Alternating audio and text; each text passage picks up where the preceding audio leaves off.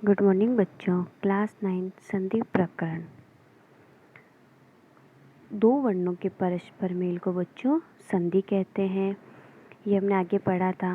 तथा संधि 3 प्रकार की होती है, ये भी समझा था। अच संधि, हल संधि और विसर्ग संधि। अच संधि को हम स्वर संधि कहते हैं हिंदी में, हल संधि को व्यंजन संधि कहते हैं और संस्कृत में और हिंदी में व्यंजन विसर्ग संधि को विसर्ग संधि ही कहा जाता है। तो अब हम पढ़ेंगे विसर्ग संधि। विसर्ग संधि क्या होती है? विसर्ग संधि वो होती है जब विसर्ग के स्थान पर कोई परिवर्तन होता है, तब हम उसको विसर्ग संधि कहते हैं। और इसके 3 भेद माने गए हैं। पहला षत्व विसर्ग संधि, दूसरा विसर्ग संधि और तीसरा उत्व संधि। तो पहले नंबर पर आती है षत्व संधि। यदा विसर्गस्य स्थाने किमपि परिवर्तनं भवति तदा सः विसर्ग संधि इति कथ्यते। जब विसर्ग के स्थान में कोई भी परिवर्तन होता है तब हम उसे विसर्ग संधि कहते हैं।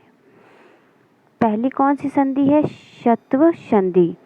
विसर्जनीयस्य सः अर्थः। खरि परे विसर्जनीयस्य सः यस्यात्। कहने का तात्पर्य है कि विसर्जनीयस्य सः यानी विसर्ग के स्थान में सकार आदेश हो तो खर परे होने पर, खर कैसे? जैसे ख, फ, छ, ठ, त, च, क, प, श हो, तो उनके स्थान में विसर्ग के स्थान में ये सब आ जाते हैं। जैसे देखिए यहाँ विसर्जस्य स्थाने सकारो भवति खरि। विसर्ग के स्थान पर सकार हो तो खर आदेश हो जाता है। यानी अगर विसर्ग हो तो उसके स्थान में हम च, छ आने पर विसर्ग का श, ट तथा ठ आने पर श और त, थ आने पर श बना देते हैं। यहाँ उदाहरण दिया है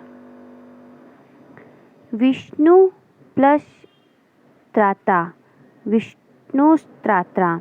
यहाँ विष्णु विसर्ग था तो उसको हटाकर इसने आधा श लगा दिया।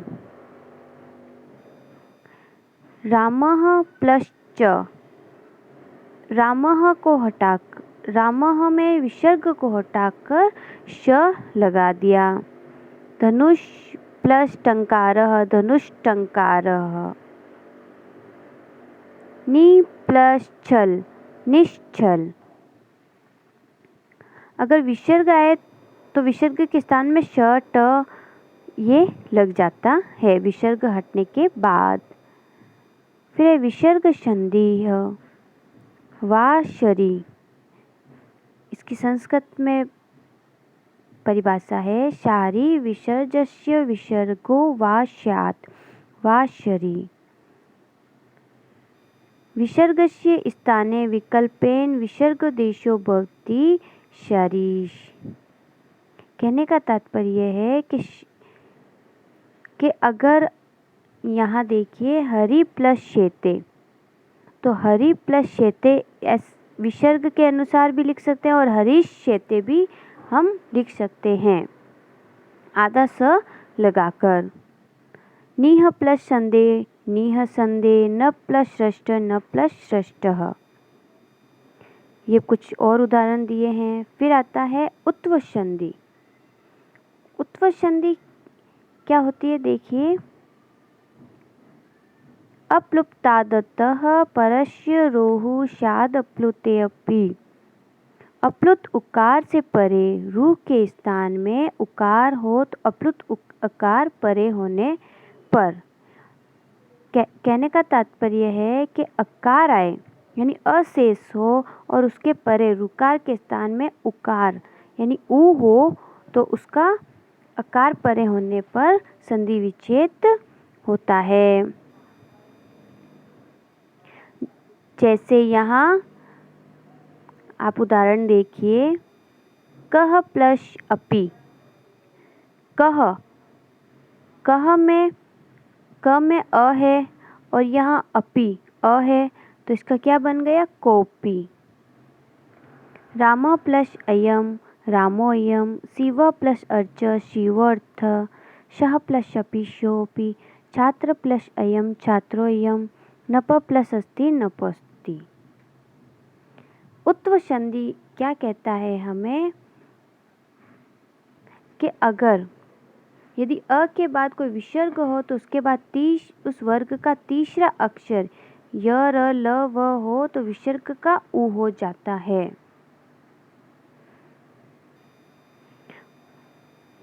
और अगर विसर्ग हो प्लस अ हो तो इस स्थिति में विसर्ग के स्थान पर उकार की मात्रा होती है, तो अंतिम अकार पर अवग्रह चिन्ह हो जाता है। अवग्रह चिन्ह कैसे हुआ? जैसे कह प्लस अपि में कह में अ भी है और विसर्ग भी लगा हुआ है, इसके पास में अपि में भी अ है, तो इसका अवग्रह चिन्ह लग गया। फिर है उत्व संधि हरिश्च, ये हमें क्या कहता है? अप्लुतादतः परस्य रोहु सादृशी, अर्थ है हर्ष। ह, य, व, र, ल, ज, म, ण, झ, भ, ध, ज, ब, ग, ड़, दे परे रहने पर भी अप्लुत आकार से परे रू के स्थान में उकार हो जाता है। उकार कैसे हो जाता है? जैसे यहाँ उदाहरण दिया हुआ है, इसकी विशेषता क्या है? अह प्लस हसः, तो इसका विसर्गस्य में ह, य, व, र, ल इति स्थाने विसर्गस्य स्थाने उकारांत मात्रा भवति। यानी अह प्लस अश में अगर तीसरा, चौथा या पांचवा वर्ण हो या ह, व, य, र, ल, इस स्थिति में विसर्ग के स्थान पर उकार की मात्रा होती है। जैसे शिवः प्लस वंद, शिवो वंद। बाल प्लस याति, बालो याति। बाला प्लस रोति, बालो रोति। राम प्लस जयति, रामो जयति। मन प्लस हर, मनोहर। राम प्लस हस्ति, रामो हस्ति। बुध प्लस लिखति, बुधो लिखति। नमः प्लस नमः, नमो नमः। श्रीण प्लस भवति, क्षीणो भवति। यश प्लस दा, यशोदा। फिर इसका एक रूप है विसर्गस्य रेफ। ये विसर्गस्य रेफ क्या होता है? ईचो अशी विसर्गस्य रेफ। ईच अ आ इत्येतौ वर्जयित्वा स्वरात् परस्य विसर्गस्य अशि स्वरे मृदु व्यंजने च परे रेफादेशो भवति। उदाहरण के लिए अ, आ इन दोनों वर्जित स्वर से परे विसर्ग हो तो स्वर और मृदु व्यंजन में परे रेफ आदेश होता है। यदि प्रथम पद में विसर्ग से पूर्व अ अथवा आ के अतिरिक्त कोई स्वर हो तथा विसर्ग के बाद कोई स्वर अथवा वर्ग का तीसरा, चौथा या पांचवा वर्ण हो तो वहाँ पर य, व, र, ल, ह कोई भी वर्ण हो जाता है और विसर्ग का र हो जाता है। कैसे? हरि प्लस अयम, हरिम। हरि में र है विसर्ग के साथ प्लस अयम यहाँ अ है, तो इसका र हो जाएगा, तो हरि रयम। मुनि प्लस इति, तो मुनि प्लस र प्लस इति, तो मुनि रीति। र में ई की मात्रा लग गई। भानु प्लस अश्व, भानु प्लस र अश्व, भानु रश्व। इस प्रकार से ये बनते हैं, यानी विसर्ग बराबर र तो ये उसकी मात्रा के साथ जुड़ जाता है, जो र होता है वह। फिर है अव्यय संबंधित। अकारांत शब्द संबोधन संबंधित विसर्गस्य अकारात् अकारांचे परस्यापि रेफादेशो भवति। कहने का तात्पर्य यह है कि अगर अकारांत और संबोधन शब्द के विसर्ग का आकार और आकार से परे कोई भी रेफ आदेश होता है, जैसे पुनः प्लस अत्र, तो पुन प्लस र प्लस अत्र पुनरत, इस प्रकार से बनता है। प्रातः प्लस गच्छति, प्रातः प्लस र प्लस गच्छति प्रातः गच्छति। पित प्लस वंदे, पित्त प्लस र प्लस वंदे पित्त वंदे, इस प्रकार से ये बनता है। फिर आता है आतो अस्य विसर्गस्य लोप, अकारात् पररस्य विसर्गस्य असि स्वरे मृदु व्यंजने च परे लोप भवति। अकार से परे विसर्ग का असी स्वर और मृदु व्यंजन में परे होने का लोप होता है। विसर्ग से परे आ हो तो उसके विसर्ग के पश्चात कोई भी स्वर या वर्ग का तीसरा, चौथा, पांचवा वर्ण या व र लू में हो जाता है। जैसे बाला प्लस अत्रे, बाला अत्र, यानी लोप हो जाएगा उसका। जैसे लता प्लस दंते, लता प्लस एदंते, लता एदंते। ता प्लस गच्छन्ति, ता गच्छन्ति। वृद्ध प्लस यान्ति, वृद्ध